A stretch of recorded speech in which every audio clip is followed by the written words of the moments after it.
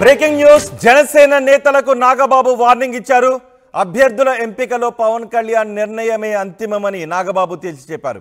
పార్టీకి వ్యతిరేకంగా ఎవరైనా మాట్లాడితే క్రమశిక్షణ చర్యలు తప్పు అంటూ నాగబాబు హెచ్చరికలు జారీ చేశారు.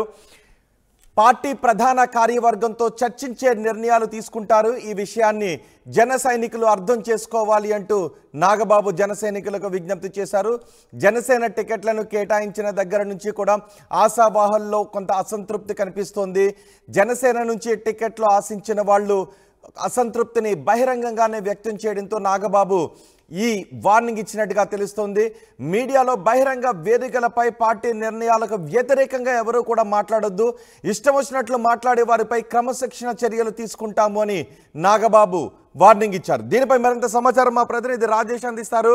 రాజేష్, నాగబాబు వార్నింగ్ని ఏ విధంగా చూడాలి? ముఖ్యంగా పర్టికులర్గా ఎవరినైనా ఉద్దేశించి వార్నింగ్ ఇచ్చారా? ఖచ్చితంగా పర్టికులర్ గా ఇద్దరు ముగ్గురు నేతలను ఉద్దేశించే పార్టీ ప్రధాన కార్యదర్శి ఉన్నటువంటి నాగబాబు ఈ వ్యాఖ్యలు ఈ లెటర్ రిలీజ్ చేశారని చెప్పుకోవచ్చు. ఎందుకంటే ఇప్పటి వరకు ఎక్కడ కూడా నాగబాబు జనసేనలో క్రియాశీలకంగా అంటే ఇంటర్నల్ గా పనిచేస్తున్నారు, కానీ ఒక పూర్తి స్థాయిలో ఒక లెటర్ రిలీజ్ చేయడం ఇదే అని చెప్పాలి. ఆంధ్రప్రదేశ్ సంబంధించి జనసేన కేటాయించిన 21 స్థానాల్లో సీట్లు రాని వాళ్ళు చాలా మంది అసంతృప్తి వ్యక్తం చేస్తున్నారు. పోతిని మహేష్ లాంటి నేతలైతే గత 10 రోజులుగా అనేక రకమైన కార్యక్రమాలు చేస్తున్నారు. నిరసన కార్యక్రమాలు, దుర్గగుడి వెళ్ళి కొబ్బరికాయలు కొట్టడం, నదిలో దిగి స్నానాలు చేయడం, ముస్లింలతో ప్రార్థనలు చేయడం, అనేక రకాల కార్యక్రమాలు చేస్తున్నారు. తన కుటుంబంతో సహా తన ఆఫీసులో అంటే ఒక దీక్షలాగా చేస్తున్న ఇలాంటి క్రమంలో పోతిని మహేష్ తో పాటు పితాని బాలకృష్ణ కూడా అనేక కార్యక్రమాలు చేస్తున్నారు. ఆయన కూడా నిరసనగా విప్పుతున్నారు. రామచంద్రపురం సంబంధించినటువంటి కొంతమంది నేతలు అక్కడ టికెట్ ఆశించిన నేతలు వాళ్ళు కూడా అక్కడ కొంత అసంతృప్తి వ్యక్తం చేయడం, జిల్లా పార్టీ కార్యాలయం వద్దకు వచ్చి ఆందోళన చేసిన పరిస్థితి. ఈ నేపథ్యంలో వీళ్ళందరినీ హెచ్చరిస్తూ నాగబాబు, రాష్ట్ర ప్రధాన కార్యదర్శి ఉన్నటువంటి నాగబాబు ఈ లెటర్ అయితే విడుదల చేశారు. ఎవరైనా పార్టీ క్రమశిక్షణ చర్యలకు వ్యతిరేకంగా పనిచేస్తే వాళ్ళ మీద చర్యలు ఖచ్చితంగా ఉంటాయని హెచ్చరిస్తూ లెటర్ విడుదల చేశారు.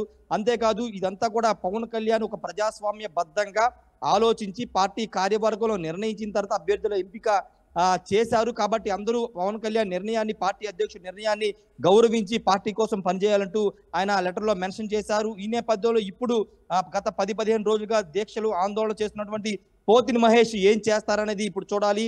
ఆయన ఆల్రెడీ ఆర్టీవీతో మాట్లాడుతూ ఒక వ్యాఖ్య చేశారు. నేను పవన్ కళ్యాణ్ జెండా, జనసేన పార్టీ జెండా, పవన్ కళ్యాణ్ ఫోటో పెట్టుకుని ఎన్నికల్లో ఇండిపెండెంట్ గా పోటీ చేస్తానని ప్రకటించిన నేపథ్యంలో ఇప్పుడు ఆయన ఒక క్వశ్చన్ అడిగినప్పుడు, మీరు ఒకవేళ పార్టీ సస్పెండ్ చేస్తే ఏం చేస్తారనే ప్రశ్న అడిగినప్పుడు ఆయన అదే మాట చెప్పారు. జనసేన పార్టీ సింబల్ మీద పార్టీ జెండా పట్టుకుని పవన్ కళ్యాణ్ ఫోటో పెట్టుకుని నేను ఇండిపెండెంట్ గా పోటీ చేస్తానని చెప్పి, ఈ నేపథ్యంలో అది పార్టీకి వ్యతిరేకంగా పనిచేసినట్టు అవుతుంది. కాబట్టి ఇప్పుడు పోతిని మహేష్ ఏం చేస్తారు, పితాని బాలకృష్ణ ఏం చేస్తారు, సీట్ రాని చాలా మంది ఏం చేస్తారని చూడండి. ఎందుకంటే ఇప్పటికే చాలా మంది నేతలు అసంతృప్తి వ్యక్తం చేస్తూ చాలా మంది బయటకు వచ్చి ఆందోళన చేస్తున్న నేపథ్యంలో కొంతమంది పూర్తి స్థాయిలో విమర్శలు కూడా చేస్తారు. ఈ నేపథ్యంలో ఇప్పుడు పవన్ కళ్యాణ్ ఇప్పుడు పార్టీ రాష్ట్ర ప్రధాన కార్యదర్శి నాగబాబు ఈ లెటర్ విడుదల చేయడం పట్ల చాలా మంది సీరియస్ గా ఉన్నారు.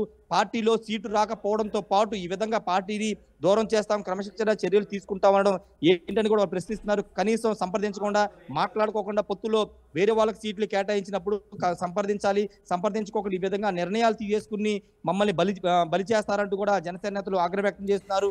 కానీ కార్యవర్గంలో పార్టీ రాష్ట్ర కార్యవర్గంలో చర్చించిన తర్వాతే టికెట్లను కేటాయిస్తుంది.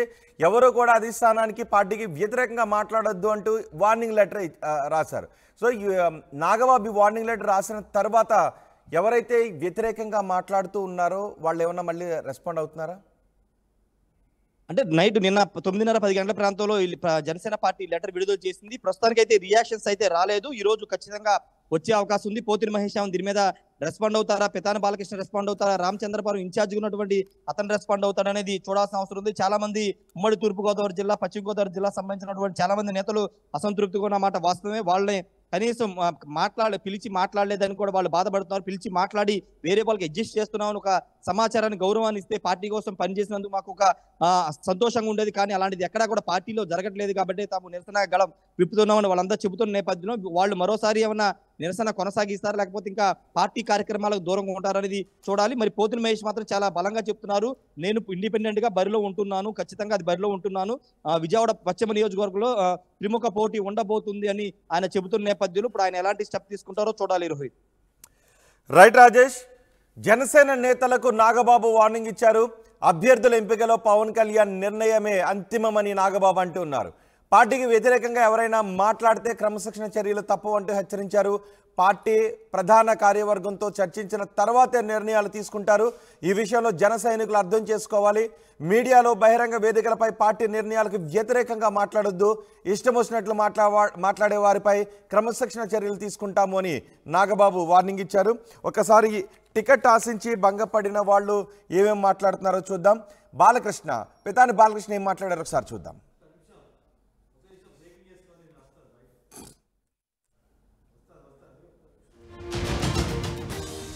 జనసేన టికెట్లను కేటాయించిన తరువాత ఆయా నియోజకవర్గాలలో టికెట్లను ఆశించిన జన సైనికులలో, జనసేన నేతలలో అసంతృప్తి కనిపిస్తూ ఉంది. ఈ నేపథ్యంలో వాళ్ళు బహిరంగంగానే విమర్శలు చేస్తూ ఉన్నారు. పార్టీ ఇష్టానుసారం నిర్ణయాలు తీసుకుంటుందని, కొన్ని చోట్లయితే రెబల్గా నామినేషన్లు వేయడానికి కూడా కొంతమంది సిద్ధమవుతున్న సందర్భం మనకి కనిపిస్తోంది. ముమ్మడివరం నుంచి పితాని బాలకృష్ణ కూడా కొన్ని సంచలన వ్యాఖ్యలు చేశారు. మరికొంతమంది టికెట్ తమకే ఇవ్వాలి, ఒకవేళ తమకు టికెట్ ఇవ్వకపోతే మేము రెబల్గా పోటీ చేయడానికి కూడా సిద్ధంగా ఉన్నాము అంటూ జన సైనికులు మాట్లాడుతున్నారు. ఈ నేపథ్యంలో నాగబాబు రెస్పాండ్ అయ్యారు. నాగబాబు ఇంతవరకు కూడా ఆయన ఎక్కడా కూడా ఈ రకంగా మాట్లాడిన సందర్భం మనకి కనిపించలేదు, ఈ రకంగా వార్నింగ్ ఇస్తూ మాట్లాడిన సందర్భం కనిపించలేదు. కానీ ఇప్పుడు నాగబాబు అధికారికంగానే లెటర్ హెడ్పై ఆయన వార్నింగ్ లెటర్ రాసిన దృశ్యాలు కూడా మనం ఆర్టీవీ స్క్రీన్ పైన చూడొచ్చు. జనసేన అభ్యర్థుల ఎంపిక విషయంలో అధ్యక్షులు శ్రీ పవన్ కళ్యాణ్ తీసుకునే నిర్ణయమే అంతిమం. ప్రజాస్వామ్య పద్ధతిలో పార్టీ ప్రధాన కార్యవర్గంతో చర్చించిన అనంతరం పవన్ కళ్యాణ్ గారు ఒక నిర్ణయానికి వస్తారు అనే విషయాన్ని అందరూ అర్థం చేసుకోవాలి.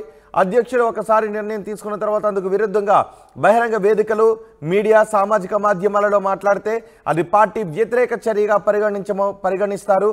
ఇటువంటి అంశాలపై పార్టీ కాన్ఫ్లిక్ట్ మేనేజ్మెంట్ విభాగం బాధ్యులతో చర్చించి సంబంధిత వ్యక్తులపై చర్యలు తీసుకుంటాము అని నాగబాబు లెటర్ రాశారు. అభ్యర్థుల ఎంపికలో శ్రీ పవన్ కళ్యాణ్ గారి నిర్ణయమే అంతిమం, అతిక్రమించి మాట్లాడే వారిపై క్రమశిక్షణ చర్యలు అంటూ నాగబాబు లెటర్ రాశారు.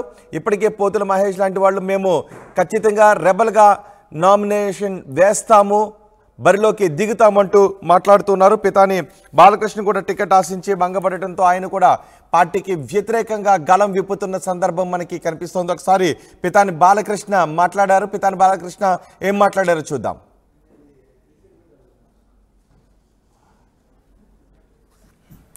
ఈరోజు ఈ మీడియా సమావేశం ఏర్పాటు చేయడం గల కారణం ఏంటంటే, గత కొంతకాలంగా రకరకాల ప్రచారం, రకరకాల ఇబ్బందులు పడతా ఉన్నాం. రకరకాల సమాచారాలు అంటే ప్రజల్లో రకరకాలుగా మాట్లాడుకోవడం. గత 2019 ఎలక్షన్లో ఆ రోజున జగన్మోహన్ రెడ్డి గారు నాకు టికెట్ ఇవ్వలేదని ఆవేదనతో నేను పవన్ కళ్యాణ్ గారి దగ్గరికి వస్తే ఆ రోజున ఆయన మొట్టమొదటి సీట్ ఇచ్చి నన్ను గౌరవించడం జరిగింది. దరిమిల 5 సంవత్సరాల నుంచి దగ్గర 6 సంవత్సరాల నుంచి కూడా నేను నిరంతరం పార్టీ కోసం కష్టపడి, ఒక దైవం కంటే నా దేవుడు ఎవరున్నారంటే అది పవన్ కళ్యాణ్ అని చెప్పుకునే పరిస్థితిలో నేను పార్టీని ఓడిపోయినా కూడా 2019లో టికెట్ ఇచ్చారు. అత్యధికంగా ఎంతో ఆర్థిక భారం చేసి నేను ఎలక్షన్లో గెలవాలని తప్పించాను, కానీ అయినా గెలవలేకపోయాను. దాంట్లో అనేకమైన కారణాలు ఉన్నాయి. దానివల్ల ఓడిపోయిన వారం నుంచి కూడా పార్టీ కోసం నిరంతరం కూడా కష్టపడి పనిచేశాను. కానీ ఆఖరికి వచ్చేటప్పటికి మన వారాహి యాత్రలో కూడా ఎంతో కష్టపడి ఎంతో ఆర్థికంగా భారమైనప్పటికీ కూడా ఏ కార్యకర్తకి కూడా ఇబ్బంది లేకుండా వారాహి యాత్ర కూడా పవన్ కళ్యాణ్ గారిను ఒక ఘన స్వాగతం పలకాలి ఆయన మహనీయుడికి అని చెప్పేసి నేను చేయడం జరిగింది. దీని ఎన్నోసార్లు ఆయన అడగడం కూడా జరిగింది. ఎప్పుడు అడిగినా మీలాంటి వాళ్ళు కాపాడుకోకపోతే నేనెందుకు పితాని గారు, నేను మీకు అండగా ఉన్నాను, మీకు ఏ ఇబ్బంది లేదని చెప్పేసి దాఖలాలు ఒక్కొక్కలుగా ఉన్నాయి. ఈ మధ్యకాలంలో వారాహి యాత్రలో కూడా సభావేదికగా పితాని గారు గెలుచుంటే మీ అందరి తరఫున పోరాడేవారు. ఆయనకి వెనకాల ఉండి నేను సపోర్ట్ చేసేవాడిని అని చెప్పేసి చెప్పారు. ఆ రోజున నా భార్య, నా అక్క, నేను వెళ్ళినప్పుడు పితాని గారి బాధ్యత నాదమ్మ అని చెప్పేసి నా భుజం తట్టి ధైర్యం చెప్పడం కూడా జరిగింది. ధర్మిలా పొత్తు కుదిరింది. పొత్తులో కనీసం మరి టికెట్ నాకు వస్తుందని చెప్పేసి నేను ముందు కూడా నేను చెప్పాను. అక్కడ దాట్ల సుబ్బరాజు గారు మరి బలమైన అభ్యర్థి, పొత్తులుంటే అతనికి బుచ్చిబాబు గారికి ఇస్తారు కదా, నన్ను రామచంద్రపురం పంపిస్తున్నారని చెప్పి అడిగినప్పుడు ఆయన ఎంతో ఇదిగా కుర్చీలో నుంచి ఒక్కసారి వెనక్కి ఎరగబడి చిచ్చి సమస్య లేదు పితాని గారు, మిమ్మల్ని కాపాడుకునే బాధ్యత నాదని చెప్పేసి ఆయన నాకు మాట్లాడడం కూడా జరిగింది. అలాగే ఎన్నోసార్లు ఆయన నన్ను ఇక్కడికి ఎట్టిపరుచులు మీరే ఉంటారనే విధంగానే మాట్లాడారు తప్ప ఎక్కడ కూడా కొన్ని అలాంటి విధానం ఉన్నప్పుడు ఇది పొత్తులో వేరే వాళ్ళకి సీటు వెళ్ళిపోతుంది, అందుకని పొత్తులో ఇవ్వాల్సి వస్తుంది. మీరు ఎక్కడైనా కాకినాడ రూరల్ కానీ మరి రామచంద్రపురం కానీ మీరు ఏమైనా అవకాశం ఉంటే మీరు ఇష్టపడితే ఎక్కడ చోట మీకు ఇస్తాననే మాట కూడా ఎక్కడా చెప్పడం జరగలేదు. టికెట్ ప్రకటించే ముందు కూడా ఇక్కడ పొత్తులో వెళ్తుందని కానీ లేకపోతే మీకు టికెట్ రావట్లేదని కానీ ఏ రోజు కూడా నాకు చెప్పడం జరగలేదు. ఇది చాలా బాధించింది. నాకే కాదు, ఈ రాష్ట్రంలో జనసేన పార్టీలో పనిచేసిన ఏ కోఆర్డినేటర్కి, ఏ ఇన్ఛార్జికి కూడా ఎక్కడా కూడా ఇంతవరకు ఎవరికి కూడా చెప్పలేదు. వాళ్ళు ఇష్టం వచ్చినట్టుగా వాళ్ళు టికెట్లు ప్రకటించేసుకున్నారు. కనీసం తర్వాత అయినా పిలుస్తారేమో ఆశించాం, ఆ తర్వాత కూడా మమ్మల్ని పిలవలేదు. మేము అడిగినా కూడా అపాయింట్మెంట్ మాకు దొరకలేదు. ధర్మిలా మరి ఇది పొత్తులో తెలుగుదేశానికి వెళ్ళిపోయింది. అయినప్పటికీ రామచంద్రపురం అనేది అవకాశం ఉంది, ఇస్తారేమో ఆశించాం. మరి జేహో బీసీ సభలో తెలుగుదేశం సభ జరిగిన రోజున నేను ఆ రోజున కళ్యాణ్ గారిని అడగడం జరిగింది. ఆ రోజున 35 నిమిషాలు ఆయనతో మాట్లాడడం జరిగింది. ఆ రోజు అన్నీ కూడా స్పష్టంగా ఆయనకు చెప్పడం జరిగింది. రామచంద్రపురం నాకు బాగుంటుందని చెప్పాను. అన్ని రకాలుగా కూడా ఆయనను ప్రశ్నించడం జరిగింది. అన్నిటికీ కూడా నేను సంసిద్ధులై ఉన్నానని చెప్పేసి ఇస్తాను, అది ఇస్తాను, ఇది ఇస్తాను, ఏదో ఒకటి ఇస్తాను, మీరు బాధపడకుండా ఆ రోజు కూడా నాకు చెప్పలేదు ఆయన. ఎప్పుడు అపాయింట్మెంట్ అడిగినా మేమంతా కూడా ఇప్పుడు పడిగాపులు గాయడమే తప్ప ఎప్పుడు కూడా మమ్మల్ని పిలిచి మీకు ఎలా జరిగింది, మీకు ఇలా చేయలేకపోయింది, మీకు ఇలా చేస్తామనే మాట ఏ రోజు కూడా ఈ రోజు వరకు కూడా చెప్పడం జరగలేదు. నేను ఆవేళ మాకు చెక్కులో 2 చెక్కులు వచ్చినాయి, ఇన్సూరెన్స్ చెక్కులు. ఆ చెక్కుల రోజున కూడా నేను వెళ్ళడం జరిగింది. ఇక్కడ చెక్కులు వచ్చిన మరి కార్యకర్త చనిపోయిన వాళ్ళ ఫ్యామిలీని తీసుకుని వెళ్ళడం జరిగింది. ఆ రోజున ముందు రోజునే ఈ రామచంద్రపురం కూడా ప్రకటించేస్తారు. ఆ రోజున చెక్కులు ఇచ్చేసిన తర్వాత నేను అపాయింట్మెంట్ అడిగాను. చాలా బిజీగా ఉన్నారు సార్, మళ్ళీ మీకు కౌరు పెడుతున్నారు. ఎక్కడా కూడా కౌరు పెట్టిన దాఖలాలు లేవు. ఓ పక్కన గుద్దడి జమ్మి గారు కానీ, ఓ పక్కన మా తమ్ముడు గారు కానీ, అలాగే సానభోని వీరభద్రరావు గారు కానీ, ఇంకా చాలామంది ఉన్నారు, గుద్దటి విజయ్ గారు కానీ, వీళ్ళందరూ కూడా ఈ అపాయింట్మెంట్కి చాలామంది ప్రయత్నం చేశారు. ధర్మిలా నిన్న సచ్చిసేడి మొన్న మాకు కబురు వచ్చింది, అది కూడా నాగబాబు గారు అపాయింట్మెంట్. నేను నాగబాబు గారు అపాయింట్మెంట్ అంటే రాను అని అంటే, లేదండి మరి అలా పిలిచారు, నాకు అలాగే చెప్పమన్నారంటే, సరే పెద్దవాళ్ళు పిలిచారు కదా అని మేము వెళ్ళడం జరిగింది. అలాగే అక్కడ నేను అన్నీ కూడా ఖచ్చితంగా చెప్పడం జరిగింది. ఇలా ఒక మా సామాజిక వర్గం, నా సెట్టిపల్లి సామాజిక వర్గానికి తప్ప అన్ని సామాజిక వర్గాలకు కూడా జనసేన పార్టీలో టికెట్ ఇచ్చారు. నిన్న తెలుగుదేశం నుంచి జాయిన్ అయిన వాళ్ళకి ఇలా వైఎస్ఆర్ పార్టీ కండువేసి, జనసేన పార్టీ కండువేసి వాళ్ళకి టికెట్లు ఇచ్చారు. ఇలా యాదవులకు ఇచ్చారు, మత్స్యకారులకు ఇచ్చారు, అతి తక్కువ సంఖ్య ఉన్న క్షత్రియులు కూడా ఇచ్చారు టికెట్.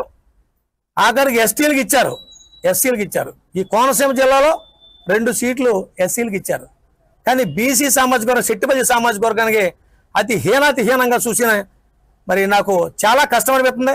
2019లో జాయిన్ అయిన తర్వాత సోషల్ ఇంజనీరింగ్ అని ఎంతో గొప్పగా మరి చెప్పిన మరి మన పవన్ కళ్యాణ్ గారు ఆ రోజున మళ్ళీ మేమందరం కూడా మరి సత్యనారాయణ టెంట్ హౌస్లో సోషల్ ఇంజనీరింగ్ పెట్టాం. మరి ఈవేళ కాపులు సెట్టిపల్లిలు కలవాలని ఒక సదుద్దేశంతో వీళ్ళిద్దరినీ కలపాలని ఇచ్చిన ఆ సీటు పొత్తు ధర్మం వచ్చేటప్పటికి ఇక్కడ కాకపోతే ఇంకో చోట ఎక్కడో చోట సీట్ ఇవ్వాల్సిన ధర్మం ఉందా లేదా? ఇవాళ ఇవ్వలేదు అని అంటే ఒక్క నా సెట్టిపల్లి సామాజిక వర్గానికే ఇవాళ సీటు ఎక్కడ ఇవ్వలేదు. ఇది ఒక రాజకీయ పార్టీగా ఇది చాలా ప్రమాదకరం. ఎందుకంటే 2 తెలుగుదేశానికి ఇచ్చారు నా సామాజిక వర్గానికి, 2 కూడా ఒకటేమో మరి ఆచంట ఇచ్చారు, ఒకటి రామచంద్రపురం ఇచ్చారు. ఇక్కడ ఎస్సీలకు 2 సీట్లు ఇచ్చారు, ఒకటి గిడ్డి సత్యనారాయణకి, ఒకటేమో దేవవర ప్రసాద్కి. మరి ఈ 2 ఎస్సీ సీట్లకు ఇచ్చుకుంటే ఒక బీసీ ఎస్సీకి ఇచ్చుకుంటే మరి ఎలా ఉంటుంది? ఆవేళ నాదెళ్ల మనోహర్ గారిని మేమందరం వెళ్ళినప్పుడు మరి సెట్టు బజీలకు ఇవ్వాలి కదంటే పొత్తులో అవి ఉండమని చెప్పాడు ఆయన నాదెళ్ల మనోహర్ గారు. మరి ఉంటాయనేది ఇప్పుడు ఇలా అన్ని రాజకీయ పార్టీలు కూడా కమ్యూనిటీ ఈక్వేషన్ చూసుకునే టికెట్లు ఇస్తా ఉన్నాయి. కానీ అలాంటిది ఒక టికెట్ కూడా నాకు ఇవ్వలేదని నేను అడిగితే నాకు మొన్న వెళ్ళిన రోజునే ఏ సమాధానం కూడా చెప్పలేదు.